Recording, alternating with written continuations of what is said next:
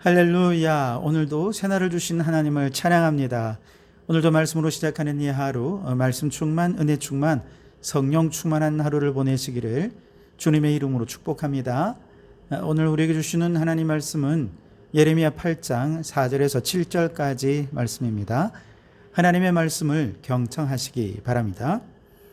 너는 또 그들에게 말하기를 여호와의 말씀에 사람이 엎드러지면 어찌 일어나지 아니하겠으며 사람이 떠나갔으면 어찌 돌아오지 아니하겠느냐. 이 예루살렘 백성이 항상 나를 떠나 물러감은 어찌함이냐. 그들이 거짓을 고집하고 돌아오기를 거절하도다.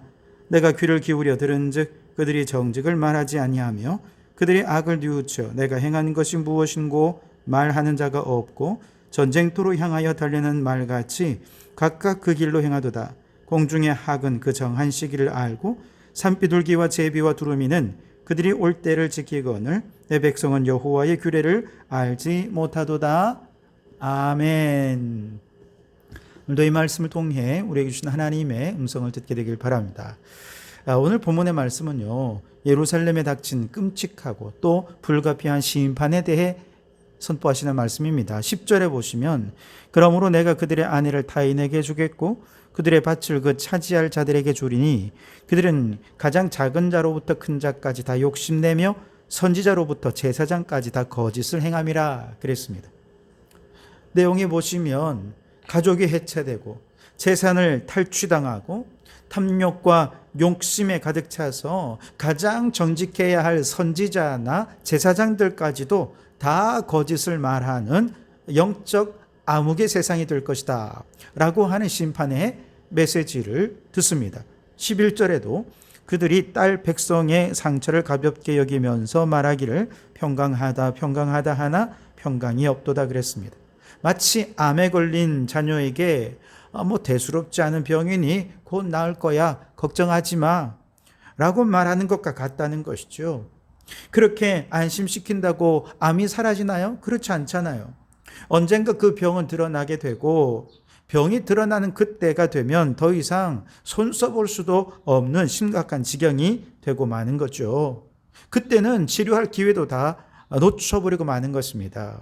그런데 지금 유다 백성들이 그렇게 하고 있다는 거예요. 죄로 인해 심판을 받을 때 당하는 그 상처들을 가볍게 여기면서 아유 별일 아니야 평강하다 평강하다 그렇게 말하지만 오히려 그런 평강은 그들을 더 악화시키는 것이 되고 만다는 것입니다. 16절에도요. 그 말의 부르짖음이 단에서부터 들리고 그 준마들이 우는 소리에 온 땅이 진동하며 그들이 이르러 이 땅과 그 소유와 성읍과 그 중에 주민을 삼켰도다 그랬습니다. 말의 부르짖음이 저 북쪽에서 내려옵니다. 즉 바벨론 군사들이 이스라엘의 가장 북쪽 지방인 단에서부터 휩쓸고 내려오면서 땅과 소유와 성읍과 그 주민들을 죽이고 빼앗고 불사르고 그렇게 초토화시킬 것이다 라고 하는 심판이 선포되고 있어요.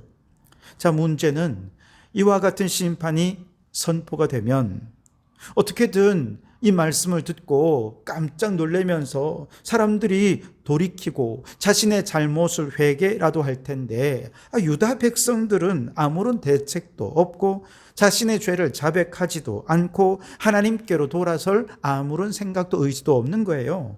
오늘 4절과 5절에 보시면 너는 또 그들에게 말하기를 여호와의 말씀에 사람이 엎드러지면 어찌 일어나지 아니하겠으며 사람이 떠나갔으면 어찌 돌아오지 아니하겠느냐.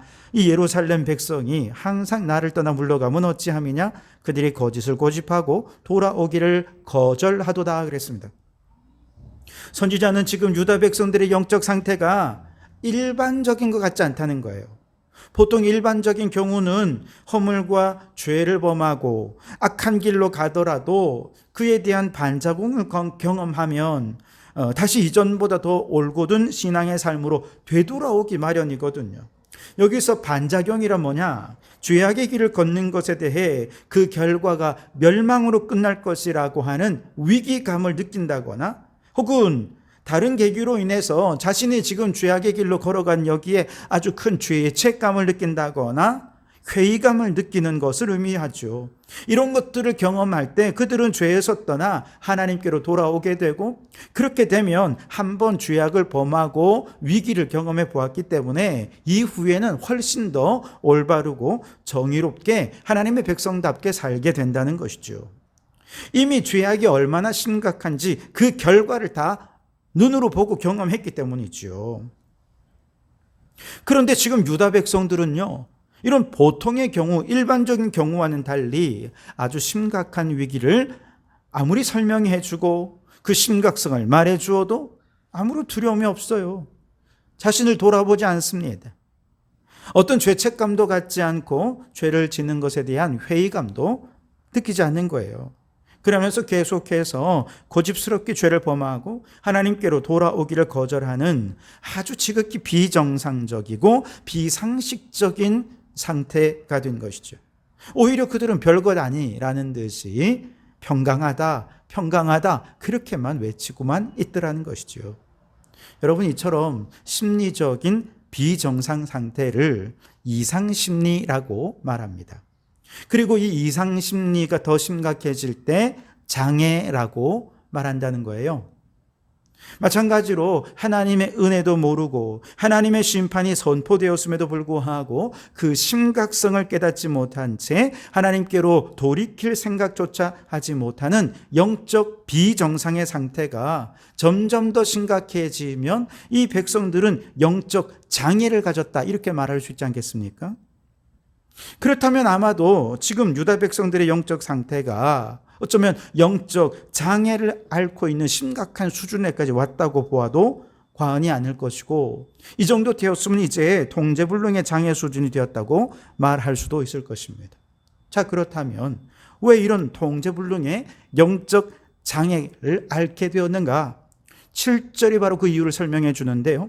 공중의 학은 그 정한 시기를 알고 산비둘기와 제비와 두루미는 그들이 올 때를 지키거늘 내 백성은 여호와의 규례를 알지 못하도다 그랬습니다. 새들에 관한 얘기가 나오죠. 우리나라의 경우 산비둘기는 보통 텃새이기 때문에 우리 주변에 늘 항시로 살죠. 그러나 학이나 두루미 같은 경우는 겨울철새고 제비는 여름철새입니다. 그래서 그들은 본능적으로 겨울철새는 늦가을에 우리나라에 왔다가 초봄이면 떠나가죠. 제비의 경우는 늦봄에 우리나라에 왔다가 초가을이 되면 또 중국 이제 황허강 남쪽인 강남으로 이동하게 됩니다. 하나님이 창조하실 때부터 그런 본성을 유전자 속에 새겨 넣어 주셨다는 거예요. 이건 누가 시켜서 그렇게 하는 것이 아니라 본능적으로 따르다 보니 그렇게 되는 거죠. 그런데 가끔 철새 중에 계절을 놓쳐서 그만 남게 되는 경우가 있는데요. 이렇게 남겨진 새들은 계절에 적응을 못해 결국 죽고 맙니다. 특히 우리나라처럼 일정이 그 계절이나 또 온도가 일정하지 않고 사계절이 아주 뚜렷한 경우에는 제 계절에 찾아와서 계절을 지나고 떠나야 하는데, 그렇지 않으면 너무 덥거나 혹은 너무 추워서 큰 낭패를 당하게 되죠. 자, 예레미야 선지자가 왜 갑자기 철새 얘기를 하는 걸까요? 이스라엘 백성들이 지금처럼 통제불능의 영적 장애를 갖게 되면서 하나님께로 돌이키지 않는 이유, 이건 단지 그들이 남들보다 더 비도덕적이라거나 비윤리적이거나 혹은 비종교적이기 때문에 그런 것이 아니고 죄악이 그들의 본성을 이렇게 바꾸어 버렸기 때문에 그렇다는 거예요. 새들은 본능적으로 머물러야 할 때와 떠나야 할 때를 알지요.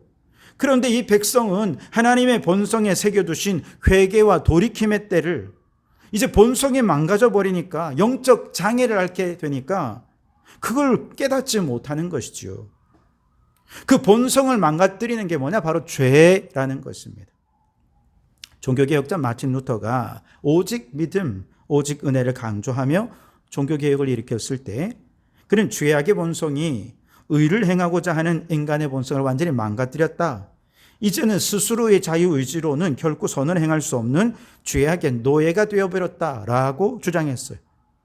그러자 인간의 공로를 중요하게 생각하는 로마 가톨릭 그리고 개혁적 입장에 서 있던 인문주의자인 에라스무스도 루터가 너무 지나치게 인간의 자유의지를 축소시켜버렸어 라고 비난을 했어요. 그러나 루터가 인간의 자유의지를 축소시킨 것이 아니라 루터를 공격했던 그들이 죄의 영향력을 너무 과소평가했다고 볼 수 있습니다. 즉 믿음이 없어서 죄의 문제를 해결하지 못한 모든 사람은 사탄의 통치 아래에서 사탄이 그의 양심과 그의 의지를 움직이며 살아가는 죄의 노예 의지만 갖고 있을 뿐이라는 거예요. 그래서 그가 자유의지로 아무리 선을 행하고 싶어도 이미 죄의 노예 의지밖에 없기 때문에 선을 행하는 건 불가능한 거죠. 끊임없이 악을 반복하게 되는데요. 그래서 사도 바울이 로마서 7장에서 이렇게 탄식하지 않습니까? 그러므로 내가 한 법을 깨달았노니 곧 선을 행하기 원하는 나에게 악이 함께 있는 것이로다. 내 속사람으로는 하나님의 법을 즐거워하되 내 지체 속에서 한 다른 법이 내 마음의 법과 싸워 내 지체 속에 있는 죄의 법으로 나를 사로잡는 것을 보는도다. 오호라, 나는 곤고한 사람이로다. 이 사망의 몸에서 누가 나를 건져내랴 그랬습니다. 죄가 본성을 망가뜨리니 아무리 선을 행하고 싶어도 선을 행할 수가 없는 사망의 몸이 된 것이죠. 이 사망의 몸에서 우리를 건져주신 분이 바로 예수 그리스도이십니다. 예수님을 나의 구원자로 믿는 자마다 사망에서 생명으로 건짐을 받게 되죠. 영적 장애를 극복하고 영적 건강을 회복하는 길은 오직 예수밖에 없다는 얘기입니다. 예수님의 보혈로 죄사함 받고 구원받은 성도가 결국 하나님의 은혜로 성령의 도움 속에서 선을 행하게 되고 하나님의 뜻을 분별하여 행할 수 있게 되는 것이죠. 그래서 모든 구원받은 성도들에게 이제는 하나님의 절대적인 은총, 성령 충만함만이 그들을 하나님의 뜻대로 살아가게 하는 유일한 힘이요 능력이 되는 것이죠. 여러분, 유대인들은 그 본능이 지금 망가져서 하나님의 말씀을 들어도 이해하지 못하고 망가진 말과 행동으로 하나님께 돌아가기를 아예 거절하고 있었어요. 예수님 없는 우리 모두도 그와 같은 영적 장애인들이죠. 그런데 우리에게는 희망이 있습니다. 예수님을 믿고 예수 보혈로 죄사함의 은총을 경험하기만 하면 우리 안에도 우리의 죄를 회개할 수 있는 마음이 생기고 선을 행할 수 있는 의지가 성령의 능력으로 생기게 되죠. 그리고 이제 내 힘으로 사는 것 아니라 오직 하나님의 은혜로 살아가는 존재로 바뀌어지게 되는 것입니다. 그러니 여러분, 우리의 망가진 영적 본능을 예수 보혈로 회복하는 성도들이 되실 수 있길 바랍니다. 그래서 여러분 이제 곧 주님 재림하십니다. 그 전에 우리 주님께로 돌아서시기 바랍니다. 오직 주님만 섬기시고 그렇게 성령 충만함으로 주님 오실 날을 예비하면서 우리의 남은 날 선하고 거룩하고 복된 삶을 살아가는 우리 성도들이 되시기를 주님의 이름으로 축원합니다.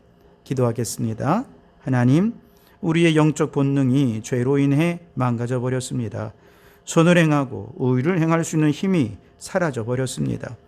이처럼 영적 장애를 앓는 우리를 위해 예수 그리스도를 보내주시고 십자가 보혈로 죄를 이기게 하심에 감사드립니다. 이제 회복된 영적 본능으로 죄를 죄로 자백하고 이제 하나님이 기뻐하시는 거룩하고 선한 삶을 선택하며 살아가는 하나님 백성이 되게 해 주시옵소서. 예수님 이름으로 기도하옵나이다. 아멘.